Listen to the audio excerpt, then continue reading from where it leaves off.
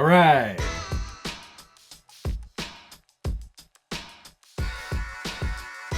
Welcome back to the Scaled Builders Guild. Thanks again for watching. It's episode 75?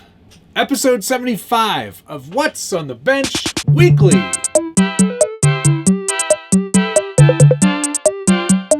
And if you're not familiar with this show, it's where I take you through projects that I'm working on, things that are on the bench, building stuff, new products, whatever. It's a catch-all for whatever happens around here during the week.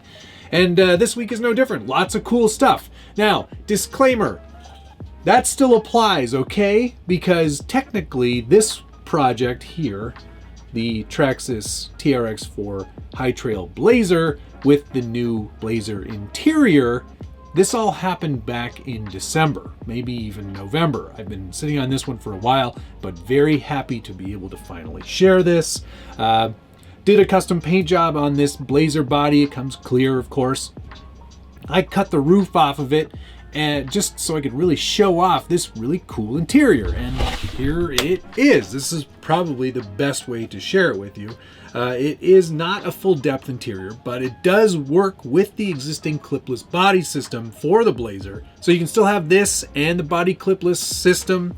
And it just gets to show off a really nice interior. You don't see anything, and because all of these TRX floors already have inner fenders, it's the best of both worlds. It looks really great. There's lots of nice plastic pieces. The roll bar there, the steering wheel, shifter, center console, those are all plastic bits that you add on. I painted it black, and then I painted the seats flat black so they kind of have their own kind of vibe going.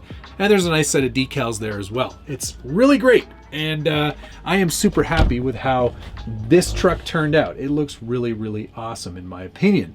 I went with obviously the Ford Chevy logos that I love doing, making two sets of people angry.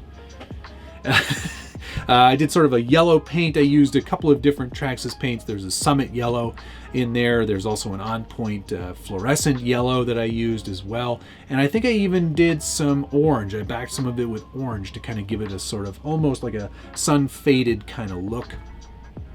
Hood's black. It's got some numbers on it, and this is sort of reminiscent of one of those Baja-style trucks that Parnelli Jones and Walker Evans would have driven around in. So sort of an homage to them.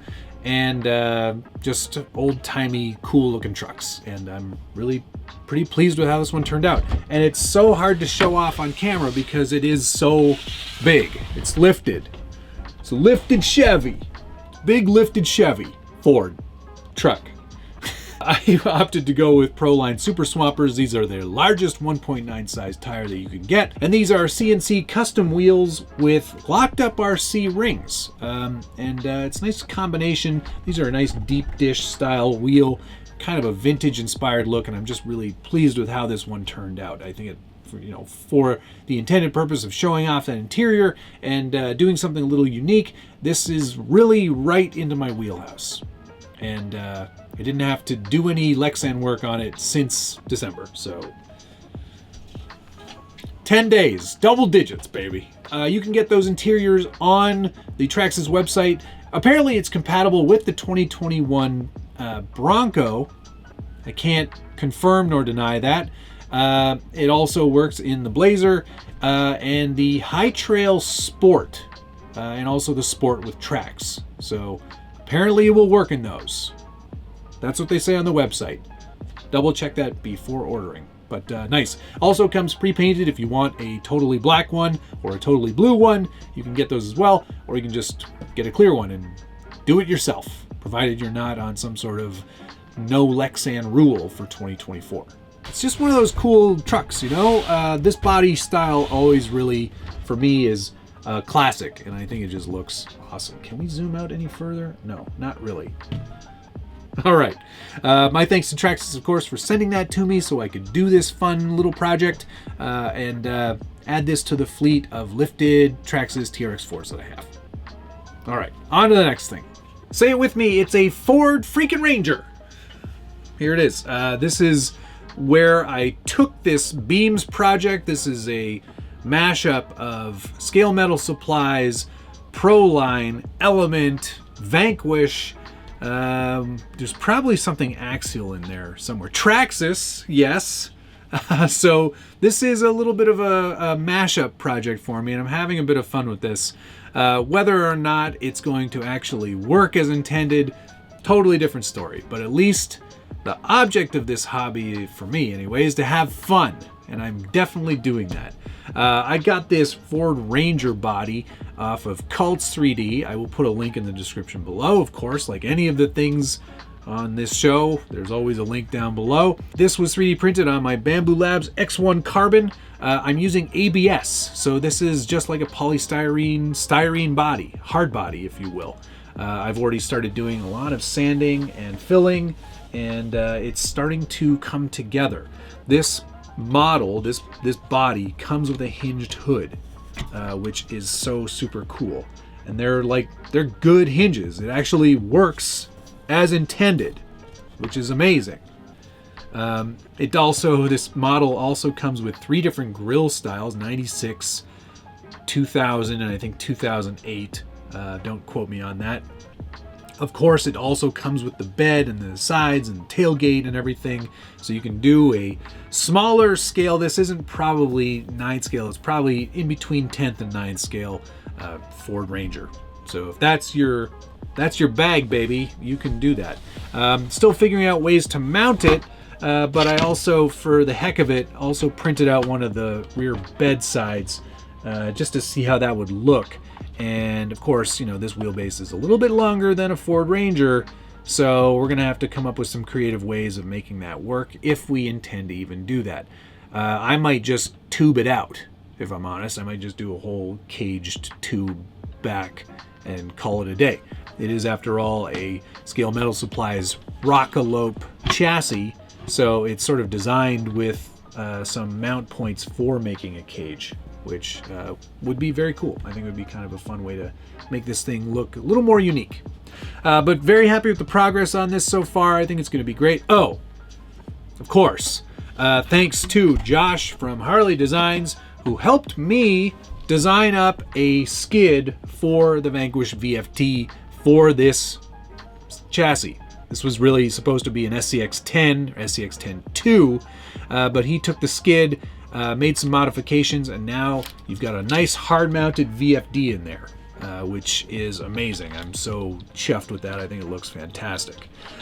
In the rear, we've now got a drive shaft mounted up for that TRX4 portal-less axle, so not much reduction back there. It's going to be fast, and that's fun. Still got lots of suspension travel, playing with some ideas for where we're going to put the battery. This is probably a better location. It will keep it a little further lower on the chassis than this. But, I'm kind of kit bashing things. I'm experimenting. I'm having some fun. And this could all change next week. So who knows? I will be designing up some skids that includes a mount for a micro servo, so we can actually shift that rear diff in and out of lock, which I think will be a lot of fun too.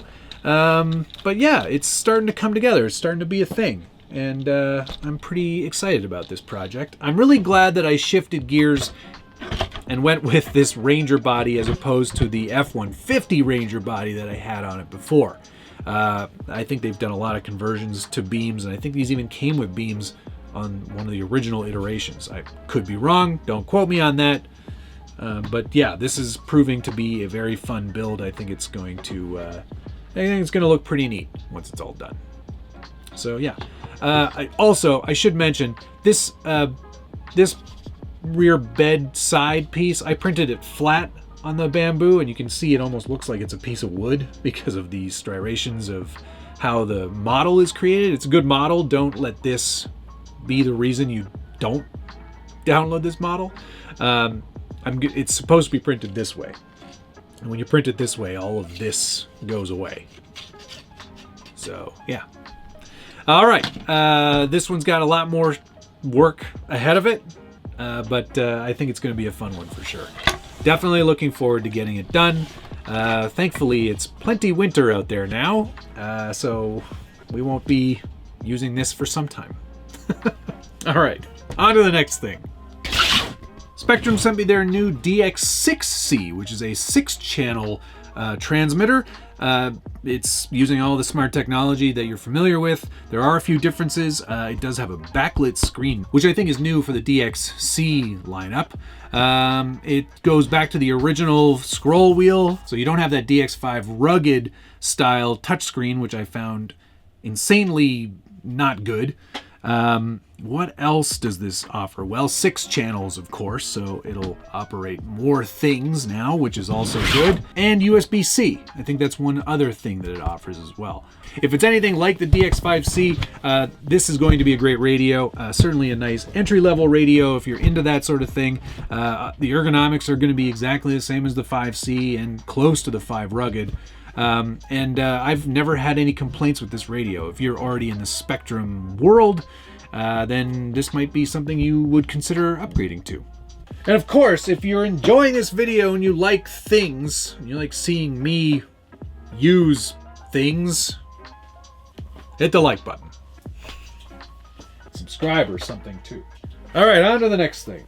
Draxis is now offering aluminum bumpers for their TRex 4M lineup. These are the Bronco ones. There's the one on the front. It still has a place for the fog lights. These are functional little tow hooks, which are pretty adorable. They are anodized red aluminum. And there's also, of course, a back bumper as well to match. I like the sort of the shaved edges, so you see the raw aluminum. That looks pretty cool. But nice little upgrade, makes my TRex 4M 1000 much heavier now, which is really great, because I'm making this as heavy as possible, just like Josh made his. Lots of brass already on the bottom of it, and now plastic bumpers replaced with aluminum. There is also an upgrade kit for the TRex 4M Defender, and those are them right there. You get both bumpers and the associated mounts required to get those to fit, all in one package. So nice to see some upgrades coming from Draxis for these trucks. I think these they actually really make this truck look a lot more aggressive. Looks good. I like it very much. And finally this week, for no other reason other than I like sharing things that I think are cool, here is an SCX-10 chassis. And yes, this has been out for a little while now and isn't that interesting. This has the straight axle conversion on it, and is missing the transmission. And the reason it's missing the transmission is Josh from Harley Designs Inc. has designed himself a conversion kit mount for a VFD transmission. And that should be a direct bolt-in for an SCX-10 only thing you might have to change is a longer drive shaft on the front. Rear drive shaft should be the same. I've got those pieces here. Here they are. There's not much to it here, really, to mount the forward portion of the spur sort of assembly. And then this goes into here, and that's basically where that is going to slot in. You do need to remove a portion of the material on your skid in order to make this work, but this basically replaces this link mount, and then you just basically put your VFD transmission in there, and then you're good to go. SCX-10 with a VFD. Sounds nice. I like when things rhyme. So yeah, we'll do that in an upcoming episode. I want to get those printed out and show those to you. I need another VFD, so off to the internet to order one. But there you go. That's a look at everything that's going on this week at the Scale Builders Guild. It's been a busy one. Of course, if you've got any comments, concerns, questions, requests, pop them down below. You know I love reading through your feedback, and I try to answer as many of them as I can. I think ultimately, if I'm not actually using Lexan by either painting it or modifying it, that gets to stay counting. Thank you so much for watching. We'll see you again next week.